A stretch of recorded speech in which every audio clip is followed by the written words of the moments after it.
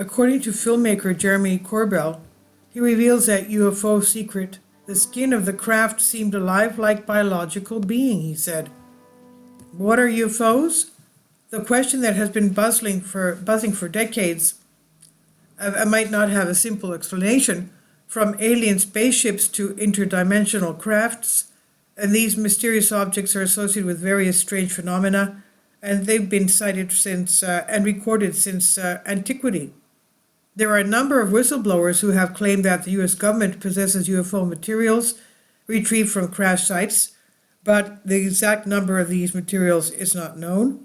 It's not only in the U.S. that these crashes have occurred and UFO material retrieved, also UK, Canada, and other Japan, Middle East, China. UFO filmmaker Jeremy Corbell claims UFOs are real. We're no closer to understanding what a UFO truly is, who operates them, where they're from, what their intent is, or what they represent to humankind. So when the public in general sees that on the news, it's like, okay, well, yeah, we kind of thought that because we're seeing them. Thanks, government, but nothing is really answered. Corbell discussed various theories surrounding UFOs, UAPs phenomena with Steve O on his podcast. He put forward ideas on what UFOs could manifest, and apart from interplanetary spacecraft, terrestrial, non-terrestrial, or interdimensional objects, Corbell introduced a new term to explain UFOs, which is extratemporal. He explained that many scientists working on UFO-related projects have these crafts utilize gravitational propulsion, a technology we have yet to fully understand. Manipulating gravity could distort time and space, suggesting that these craft might originate from another time. Hence the term is extratemporal, he says. Corbell noted that when it comes to duplicating or reverse engineering these non-human technologies, our current understanding of science is not up to that mark, and Corbell mentions that one of the significant challenges in understanding UFOs is the limitations of our material science. He explains that attempts to reverse engineering UFO materials or craft are hindered because our material science is not advanced enough to replicate these materials accurately. Corbell says, these craft can move, they call it transmedium, like from the air to the ocean, from space through air without a sonic boom, and they can move at speeds and into the sea without disturbance, without slowing down. That's transmedium. So the idea of how do they do that with physics? Some people say, well, the craft skin, is like hydrophobic. When you go in, it just slips in. But really, what we're seeing is objects that appear to move in ways that our physics understands. We just can't replicate gravitational fields, Corbell says. And he explains that some people think UFOs might be using things like time travel or manipulating gravity to achieve these unusual movements. He mentions the idea that if they can control gravity somehow, they could create a kind of force field around their craft that makes them move in ways that we cannot explain with our current science. Corbell also talks about the way UFOs can move from space into the Earth's atmosphere or even underwater without making a sound or causing disturbances. He suggests that this could be related to their ability to control gravity, allowing them to smoothly transition between different environments. The skin of the UFO is alive, he says. Steve O expresses his view that the distinction between craft and biologics in the UFO phenomenon is not entirely clear to him. He suggests that it might be more accurate to consider that the boundary between what is traditionally thought of as a craft and a biological entity is blurry. He implies that the craft themselves might have some form of biological elements. And Corbell agrees with this perspective and mentions that many military personnel who have had close encounters with UFOs often report a strange characteristic about the craft's skin. According to these reports, the craft's exterior appears to exhibit signs of intelligence and liveliness. Corbell notes that this observation is puzzling, especially to engineers who are accustomed to thinking of machines as non-biological entities. Corbell further explores the idea that these UFOs may be so integrated with biological elements that they could be considered a form of biology as we understand it, even though they're still functional craft capable of carrying things. Some of these UFOs appear to be piloted by what Corbell refers to as artificial intelligence, essentially acting like drones. Others seem to carry occupants, which they refer to as biologics or biological entities. However, they entertain the idea that even these occupants could be some form of cybernetic organisms with synthetic flesh, essentially functioning as autonomous AI beings.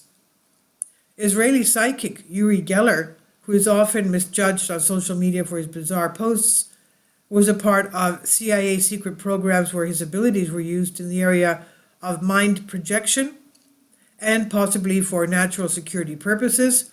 A declassified CIA document reveals information about the Project Stargate, quote unquote, that was focused on remote viewing.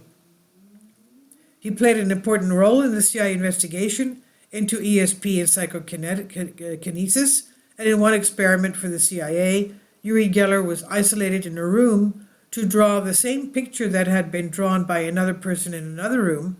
He drew a picture of a square with diagonals. In 2017, the CIA released some 12 million pages of records revealing details about Project Stargate.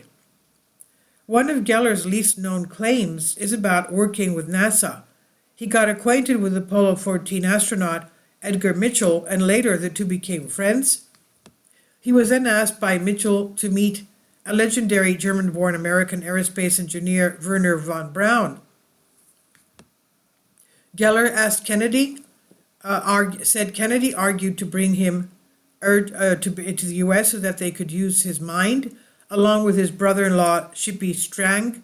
Geller visited NASA's Goddard Space Flight Center in Maryland, and while being there, Geller gave his secret spy camera to Strang, which he used later to take photographs of Geller, Mitchell, and von Braun, and more.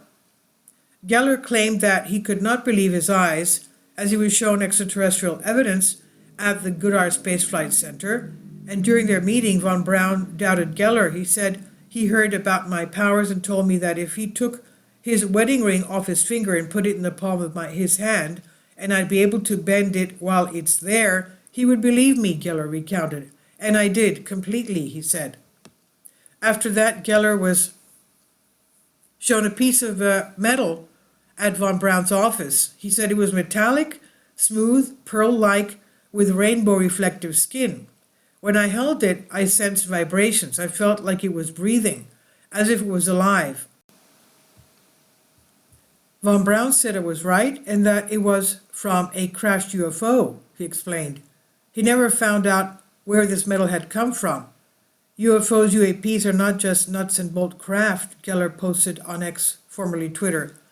With Kurt J. Mungau on his Theories of Everything, TOE podcast in 2021, former ATIP head Luis Elizondo carefully hinted that potentially the U.S. government had acquired otherworldly biological samples.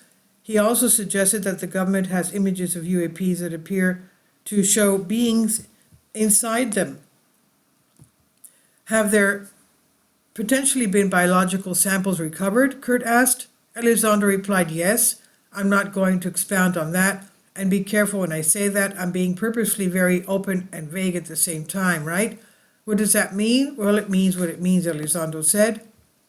Besides, when asked if there are photos that show occupants inside craft, Elizondo said there are some very compelling photos out there that seem to show something inside, some sort of occupancy, and I'll leave it at that because it gets really murky much beyond that.